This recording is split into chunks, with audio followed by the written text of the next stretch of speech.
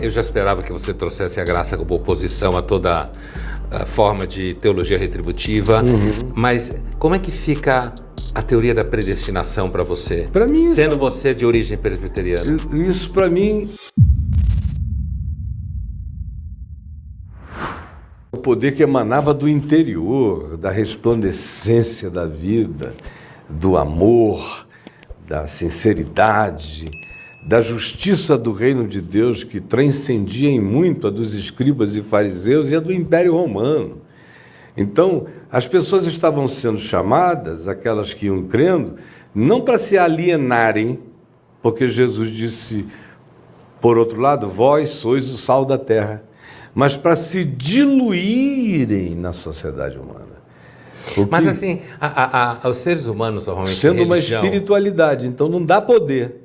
Sim, mas os seres humanos em geral, quando você estuda a antropologia da religião em geral, não só no campo cristão, há sempre uma busca por parte do homo religiosos, como falava Mircea Eliade, uma espécie de teologia retributiva, quer dizer, que alguns podem chamar de barganha, quer dizer, eu faço isso, em troca Deus me dá aquilo. E essa lógica retributiva aparece até no mecanismo kármico. Eu sou mal aqui, crio um karma, sofro lá, e o contrário é a mesma coisa. Opera de alguma forma a lógica retributiva nessa forma de espiritualidade cristã ou não? Do cristianismo. Do que você fala do cristianismo verdadeiro? Do cristianismo verdadeiro, não. Não. Porque está tudo baseado em graça. Então. Em graça. Graça, favor e merecido. Só que essa graça, favor e merecido, ela é transformadora.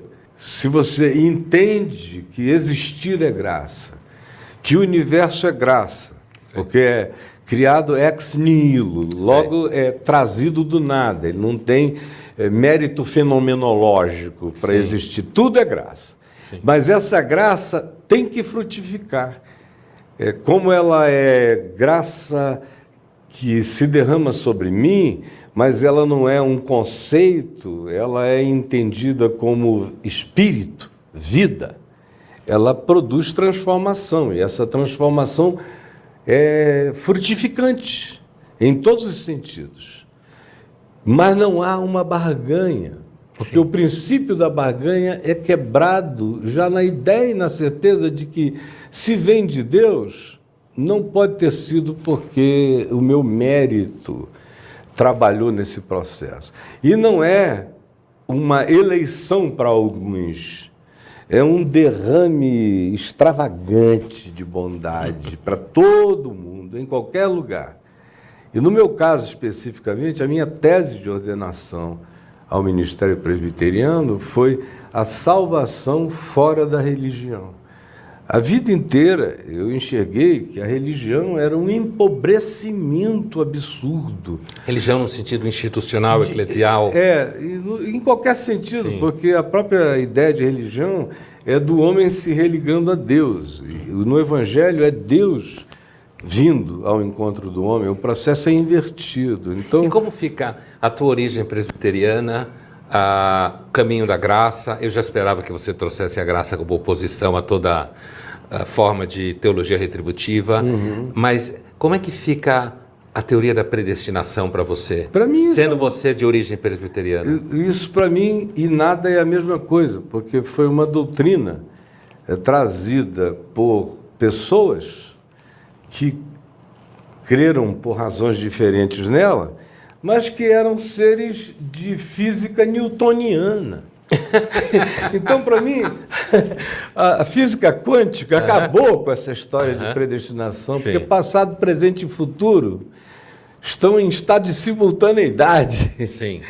Então, essa designação linear da predestinação. Você tem um Deus lá atrás que aponta, aquele ali, tira para cá, tira para lá. Isso tudo morreu à luz da realidade e já tinha morrido nas Escrituras. Como Jesus disse quando os fariseus perguntaram a ele aquela pergunta cretina, eles que não criam em nada transcendente, os saduceus, não criam em nada transcendente, vieram com aquela história. Havia uma mulher entre nós que casou com um homem, o homem morreu. A lei de Moisés diz que o irmão tem que assumir essa mulher para suscitar descendência. E assim eram 7 irmãos, ela casou com os 7 morreram. na ressurreição dos mortos, ou na transcendência, ou na outra dimensão, de quem ela será mulher? Aí Jesus disse: vocês erram tanto, não conhecendo nem a Escritura, nem o poder de Deus. Nessa outra dimensão, a animalidade não tem essa perspectiva, é um estado de transcendência para além do animal, do casar, do dar-se em casamento, do processo evolutivo. Dessa matemática, desse instinto de posse. Tudo isso faz parte do que não será.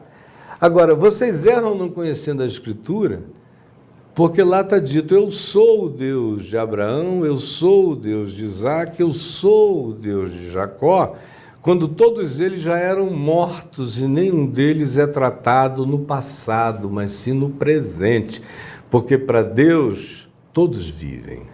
Ora, isso é de uma atualidade extraordinária do ponto de vista do significado da física contemporânea a respeito do tempo.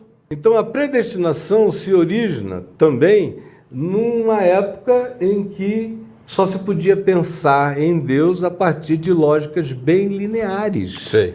E que ficaram para trás. Eu penso nisso com as mesmas categorias com as quais eu penso nas tábuas de pedra de Moisés, como Paulo diz em 2 Coríntios 3, aquilo tudo foi quebrado, era uma glória desvanecente, era o ministério da morte, como eles chamam. Agora, as coisas estão sendo escritas nas nossas consciências, é uma espiritualidade, é um novo significado, não está fora, está gravado dentro, tem que estar gravado dentro. Então, eu comparo isso assim, porque eu também leio Paulo tendo Jesus como chave hermenêutica. Eu não uso Jesus como chave hermenêutica só para ler o Velho Testamento. Sim, mas eu leio Paulo a partir de Jesus. Então, se Paulo passa pelo critério de Jesus, fica. Se Paulo não passa pelo critério de Jesus, para mim sai. Ele vira, de alguma forma, constantiniano. Assim. De modo que Jesus é chave hermenêutica, nesse meu olhar, para tudo. Não só para ler a Escritura, mas para olhar e examinar a vida.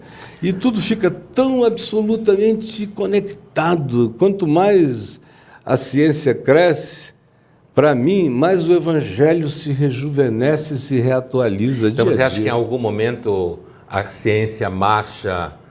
Estou pensando que na Idade Média você tem, num dado momento, uma grande polêmica entre aqueles que seguem Aristóteles e aqueles que acham que o Aristóteles vai, de alguma forma, esculhambar a recepção do cristianismo no mundo latino. Então tem aquela polêmica da chamada dupla verdade. Então, a Tomás de Aquino, na direção da Igreja Católica, vai dizer que não, é uma verdade só, seguindo Agostinho, porque é um Deus único. E outros, como o próprio Brabant, filósofo aristotélico, vai dizer não, talvez exista a verdade do intelecto e a verdade da fé. Então você acha, Caio, que em algum momento ciência e fé se encontram? Acho que Portanto, Agostinho tinha razão, a verdade só? Eu acho que doutrina e ciência não se encontram, mas fé e ciência não se separam. Sim. Se você entra para fazer uma tentativa de conciliação da ciência com os dogmas da religião, aí então esse é um projeto que já nasceu morto, porque ambos os ambientes são dogmáticos, o da religião bastante, o da ciência nem tanto, mas também um pouco.